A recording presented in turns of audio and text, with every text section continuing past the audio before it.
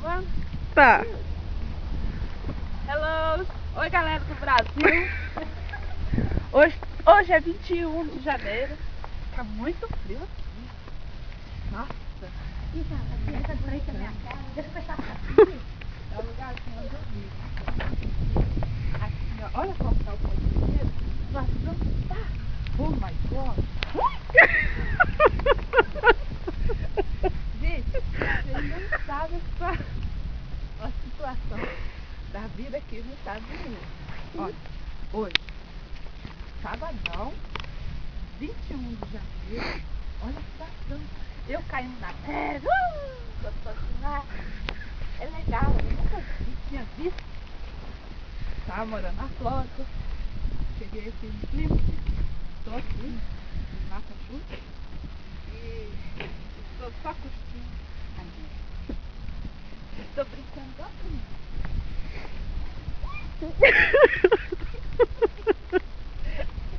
É muito divertido. Vocês que estão aí no Brasil, vocês nem imaginam Olha na a câmera. situação aqui nesse país.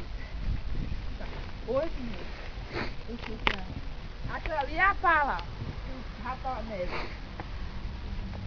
Entendeu? Ali é que rapa. Olha, hoje fui trabalhar, a highway tava bizarro. Não tinha nem como, os carros estavam derrapando, tanto gelo. Nós fizemos só 3 carros, porque a outra foi cancelada porque não respondia. Quer dançar? Aí, esse carro aqui, tá vendo? Tá com o carro da irmã aqui. Esse carro da irmã da vida, tá? Não quer ajudar ela, porque ela vai trabalhar. Entendeu? Lá em cidade Tô ajudando ela. Eu tô ajudando ela. Ela vai trabalhar.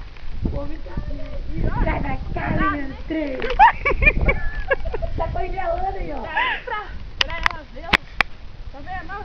Olha, Ai, caraca, tá molhando as eu tô ajudando ela a rapar o gelo aqui. Tira Ela vai a trabalhar, foto. tá? Motor. Olha a situação do carro. Olha, você ficou ali entre o dinheirinho? Sem jeito não, essa vida na neve não é fácil não. Às vezes você pensa que veio pra cá ganhar dinheiro.